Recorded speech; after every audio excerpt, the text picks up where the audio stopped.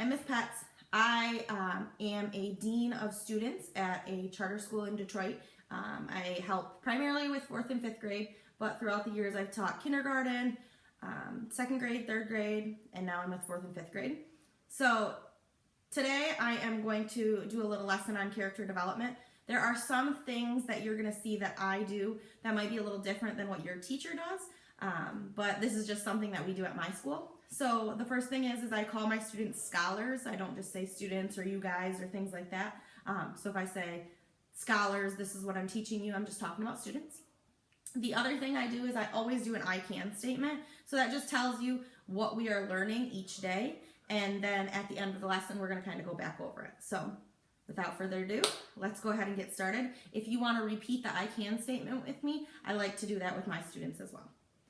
I can explain character development. So today we're going to talk about character development. We're going to be able to explain it, tell exactly what it is, explain how a character develops. So you're like, what is character development? I have no idea what that is. Well, here it is. Character development is how a character changes from the beginning to the end of a story as a result of experiences they've had. So if we're thinking about a character at the beginning of the story, now we have to think about all the things that happened and did they change to the end of the story? Did their experiences change them? I always think of Goldilocks and the Three Bears. So at first she's feeling kind of one way, confident, a little bit spoiled. By the end, she is feeling very different. So we'll talk about that a little bit more. So how do we find that character development? How do we figure out how the character changed? We identify how a character feels about an issue or another character at the beginning of the story. So we think about at the very beginning of the story, how is the character feeling? Then we identify how a character feels about the same character or the same issue at the end of the story. Then we ask ourselves, what events in the story made the character change their mind? So what made them change? And we can use this answer to help us. Answer by saying, at the beginning, blank, the character's name, felt blank, how did they feel? But at the end, they felt blank. So what was the new feeling? They changed his or her mind because, so what was the event? What was the reason that they changed their mind? We always have to think about answering our question and then explaining our question as well. Why do we do this? Why do we care about character development? Because good readers think about how characters develop in order to understand the impact that the events of the story have on a character. So it's not just about, this is a great story, there's a problem, there's a solution, I'm super interested in this story. Remember, we have to be able to understand what the story is telling us. So a great way to do that is if we have a literature text, we find character development. So remember, our goal is to explain character development. So the first place I'm going to explain character development is I'm going to give you a really simple sample. So a really simple sample is Goldilocks and the Three Bears. So Goldilocks and the Three Bears, at the beginning of the story, she's feeling kind of spoiled. She gets whatever she wants. She thinks she can just do whatever she wants. But by the end of the story, she's terrified. She's running. She's not going to steal those things or try to get what she wants anymore. So if I think about what events in the story made the character change their mind, what made Goldilocks change her mind? The fact that the bears started chasing after her and were like, not in our house, you better get out of here.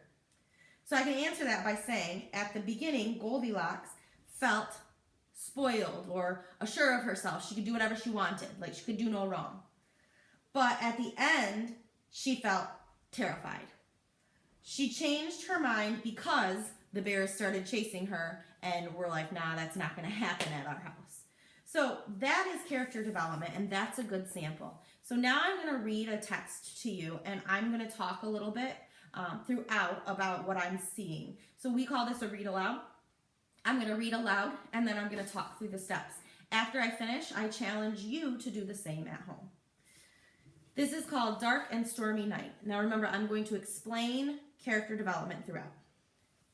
Mr. and Mrs. Grant were driving past the dunes late one turbulent night in 1923, trying to make it home safely through a raging storm, when their car suddenly broke down. They found themselves stranded near a rickety shack. They wrapped their coats tightly around themselves, hurried to the shack, banged on its door, but got no answer. They peeked through a cracked window whose broken shutters clattered in the dusty wind. Straining their eyes, all they could do was C was one shabby room with 3 lopsided chairs and a sagging bed. Everything lay covered under a thick blanket of dust. So in this situation, if I'm thinking about how the character feels at the beginning of the story, so I'm going to do the beginning of the story here. So at the beginning, they are kind of annoyed. And why are they annoyed? Their car broke down.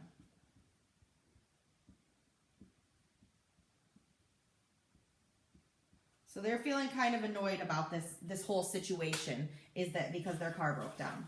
So we're going to continue. We're going to see how they feel at the middle.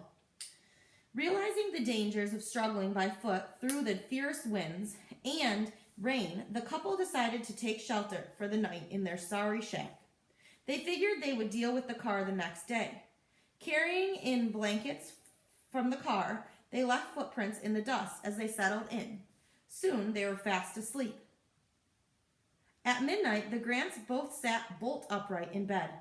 A thin young sailor, dripping wet, stood by the stone-cold fireplace as if drying themselves. His skin had a green glow in the darkness. Mrs. Grant nervously called, "Who's there?" The sailor coughed and vanished. Thinking they were dreaming, the Grants went back to sleep. So at this point, the Grants are kind of feeling grateful. So even though their car broke down, they found a place to stay, they had shelter, they had fire, and they woke up to a weird situation, but it was just a dream. So they're still grateful about what that they have. So they have shelter, and basically they're protected from the storm. So even though they were annoyed now about the same situation, they're feeling grateful because at least now they have a place to stay. So let's see how they're feeling at the end. How do they develop throughout that part? The weather was calm. So they walked to the nearest town for help. Remember, it's the next morning now. They're walking to the nearest town for help. A mechanic towed their car to his shop and set to work on it while the Grants waited in the local diner. They struck up conversation with Mrs. Whaley, the owner who had lived in the area her whole life. Upon asking after the shack, the Grants learned that it had been empty for almost 40 years. Mrs. Whaley recalled that after losing their only son at sea, the heartbroken owners moved to Iowa, never to return. So now saying their son died at sea, but the Grants saw this sailor at the end of their bed. So I'm wondering if maybe the Grants are starting to feel a little bit different about the situation.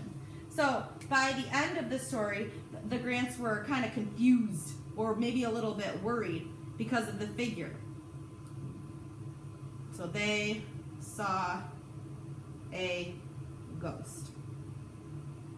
So if I am going back to my chart and explaining character development, identify how the character feels about an issue or another character at the beginning of the story. So it wasn't necessarily the beginning, but it was kind of in the middle. In the middle of the story, they just thought that they were dreaming.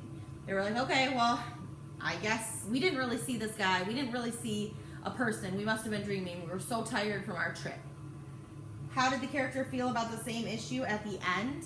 A little terrified because of the fact that the sailor they found out was a ghost. There was no footprints in the dust except their own as they woke up in the morning. So they're feeling kind of terrified. What events in the story made the characters change their mind? The fact that Mrs. Whaley from the diner was telling them exactly what happened and how the sailor died and the family moved away and that nobody lived there. So if I'm answering this, at the beginning, the Grants felt like they were dreaming. They kind of felt like, it's fine, no worries. But at the end, they felt terrified. They changed their mind because they got new information from the Mrs. Whaley at the local diner. So in that case, we determined how the character changed, and we explained the character development by talking about how they felt at the beginning, how they felt at the end, and what events led them to have that change. So that is character development. What I challenge you to do is I challenge you to read a story and determine some character development and explain it. Talk to your parents about it. Talk to your siblings about it. How did the character change from the beginning of the story to the end of the story. And even if you're reading a chapter book, you can decide how did the character change from throughout a chapter, or how did their mind change just because one thing happened in the story. All right, I'll see you tomorrow.